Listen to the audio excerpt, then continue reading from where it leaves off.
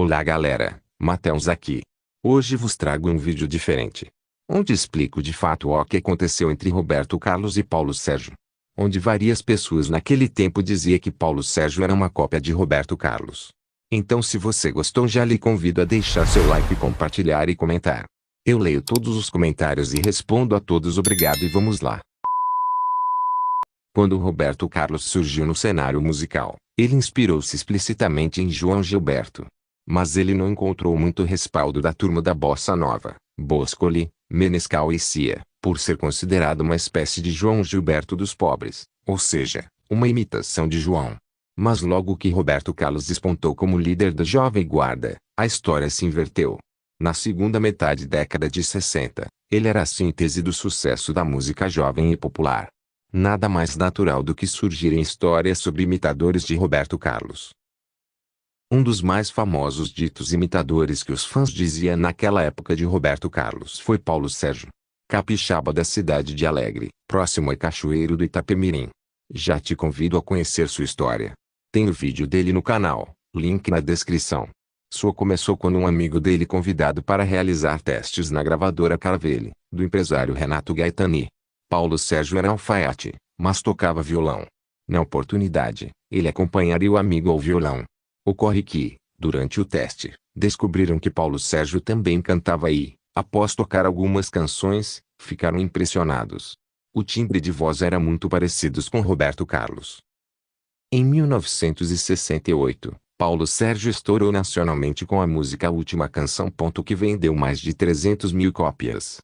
Segundo Paulo César de Araújo, no seu livro Eu Não Sou Cachorro Não, Paulo Sérgio surgia com o mesmo sorriso tímido, os mesmos olhos tristes, o mesmo estilo musical e o mesmo timbre vocal de Roberto Carlos, o que levava a imprensa da época a afirmar que ouvir a voz de um ou de outro, praticamente não faz diferença.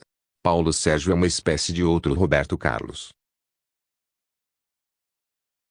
Um prato cheio para a imprensa, que passou a explorar uma suposta inimizade entre os dois, como se vê a seguir.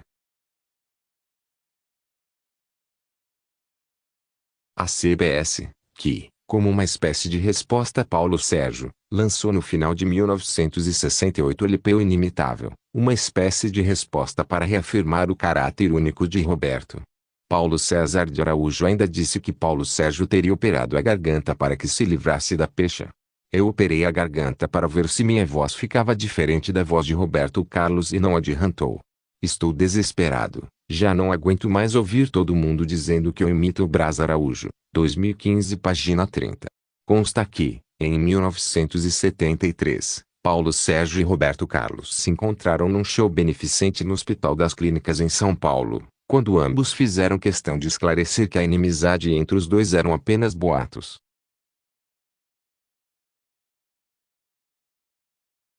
O fato é que a pecha de imitador incomodou Paulo Sérgio por anos, tanto que, em 1980, pouco antes de morrer, Paulo Sérgio falou sobre a polêmica. Ele disse: "Muita gente se preocupa em saber se eu imito ou não o grande ídolo Roberto Carlos, de quem sou fã.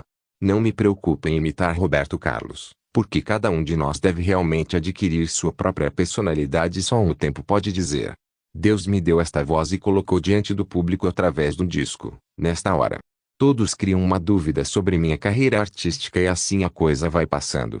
Tomara Deus que um dia possa aprovar a todos e convencer que meu ideal é enviar uma mensagem de paz, de muito otimismo e amor. Minhas músicas são assim, um pouco carinhosas, todos podem notar. Se o Roberto Carlos teve o direito de subir e ser o fenômeno que realmente o é, que diferença tem entre ele como ser humano e eu que também sou filho de Deus? Sei perfeitamente que o próprio Roberto Carlos não está nem se preocupando com os falatórios. Quem iria falar de um cachorro morto numa estrada? Ninguém. O fato é que Paulo Sérgio foi um dos maiores e melhores cantores que já existiu no Brasil.